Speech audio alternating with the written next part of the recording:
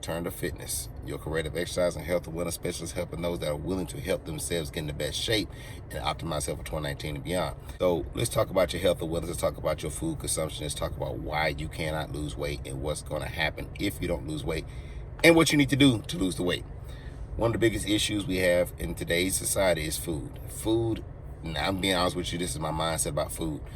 The food that we buy nowadays, I don't know exactly where it comes from or where it's processed at, but I will tell you for a fact that a lot of people use food as an escape. And a lot of people don't respect food and don't use food for what it really is. Food is fuel. Understanding this part of it, you can understand what it would take for you to lose weight. Now, if you don't know, 1 calorie, 1 pound, 3,500 calories equals a pound.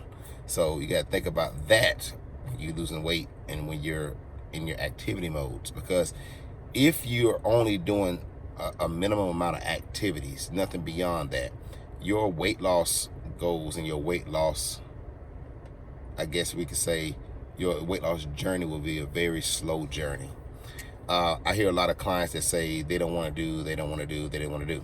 Here's the thing, as a coach and as a business person, you got to really understand. You want to help those that are willing to help themselves. I say this all the time. Mark Turner with Return to Fitness, your creative exercise and health and wellness specialist, helping those that are willing to help themselves get in the best shape and optimize health for 2019 and beyond. So you have to ask yourself, if this person is not going to do what you asked them to do, if they're not going to participate in activities to help them lose weight, if they're not going to do anything more beyond the gym, is that the type of client you want to deal with, especially if you've had a client for a certain amount of time and they have not showed any progress? Well, as a coach, I have to take responsibility for that if they have not lost weight, and here's why.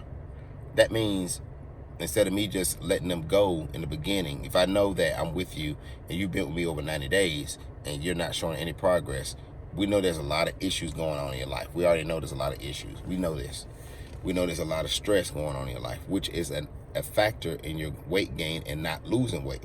Food is one of the biggest factors. Sleep is another big factor. And your body, all in general, is not working the proper way.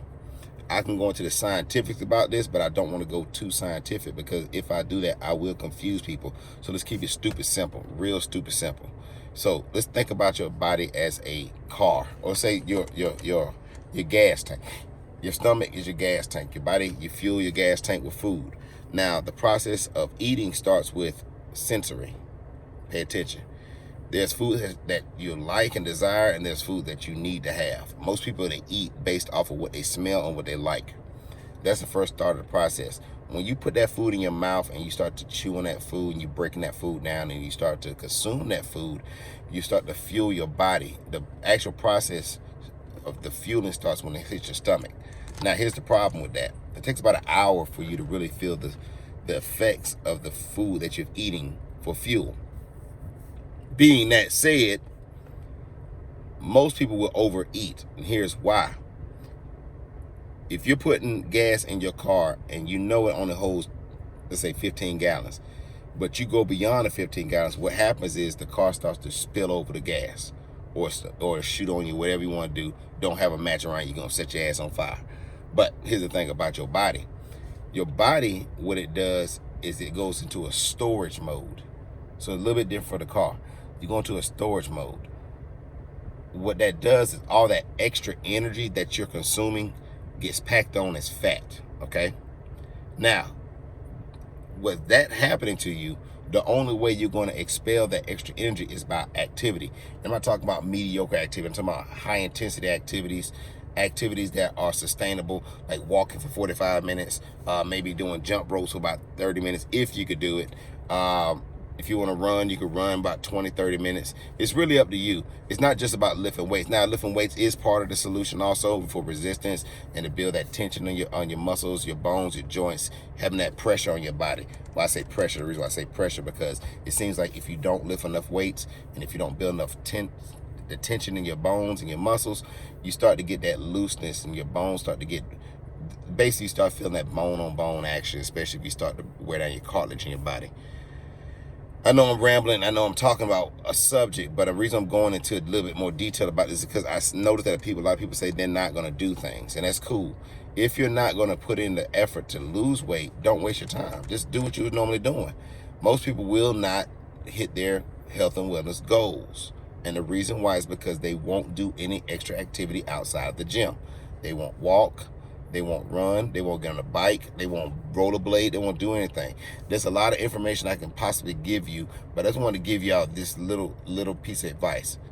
Only eat what you need to eat, okay? Eat only enough where you're fueling your body. Do not try to consume all your calories or kilocalories at one setting, okay? You have a whole day. Break them down on average, and I'm gonna give you an average. Now, this is some new information I received during this testing. With most males, their daily consumption should be about 2,500 calories, okay? For most females, it should be about 2,000 calories. There's a reason why, because males and females' frames are different and the sizes are different. Typically, women are smaller than men. That's what it comes down to. A person, to finish off this right here, and here's another one for you. Just another quick tip. A person that lives a sedentary lifestyle and a person that lifts weights. So let's say in my case, I lift weights. I like lifting weights. I love lifting weights. So that means the more I lift, the bulkier I get. A person that doesn't do anything, they may not lift weights, okay? They may not do anything. But there's a big difference when it comes to my body and that other person's body. And here's the difference. If I'm lifting weights all the time and my muscles are tight, when I sleep at night, my resting metabolic rate will be higher than the person that is not doing anything. So let's say I weigh 297, or let's say 250. This case, 250. I weigh 250, but I'm muscular. And let's say there's a person that weighs 250, but they are fat, overweight. Let's be real with it. You can't get around it because that's what's really happening here. So let's say I rest. My resting metabolic rate will be higher because it takes more effort for me to breathe, sustain muscle, and I'm actually burning more calories as I sleep. Whereas that person that does not do anything and has no activity, all they're doing is compacting a bunch of waste and fat on them. So their resting metabolic rate is going to be way lower because their body is just in that stasis mode. It's like a bear. Think about a bear. I say this a lot of times to my clients. Think about a bear. Most bears prepare themselves for the winter by engulfing themselves and gorging on a lot of foods to get a bunch of fat so they can rest throughout the winter. But once they come out and when the autumn comes, most of them they getting ready. It's winter, spring, summer, fall. Winter, spring, summer, fall, fall. Winter, spring, summer, fall. Winter, fall to winter. Winter to spring comes around. Boom, you know how we do it. My mind was going then. They come out of hibernation, but they get active. So the problem with people is that don't get active and live a sedentary lifestyle is they stay in this stasis mode. Like they're always in hibernation mode. So, of course, their resting metabolic rate is going to be lower than people that are always active. Just want to give y'all a little quick piece of advice. I know it's a lot. I'm going to be more specific in the next couple videos, but just excited to be able to help people. And if you don't know who I am, I'm Mark Turner with Turner to Fitness. We're located right now at 3640 Burnett Road in Swanee, Georgia, 30024. Look, I'm only willing to help those that are willing to help themselves. I'm only taking on serious clients. I would say this respectfully to anybody. If you know you're not going to do anything, if you see an opt-in form and you're not serious about your health or whatever, I'm not saying that don't fill it out. Fill it out. Fill it out because I got something special about to happen. I've actually created a roadmap, a fitness roadmap, and I'll give you a little example in this video.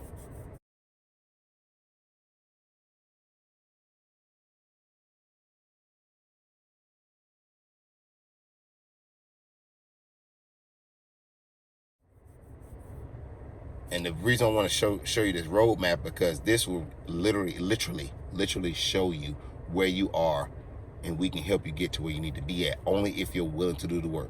Listen, it's Mark Turner with Turner to Fitness, TurnerFitness.com, your creative exercise and health and wellness specialist, helping those willing to help themselves get in the best shape and optimize health for 2019 and beyond. Look, you stay turned up. Stop making excuses. Right there. No excuses. Put the work in and things will happen. We'll talk very soon.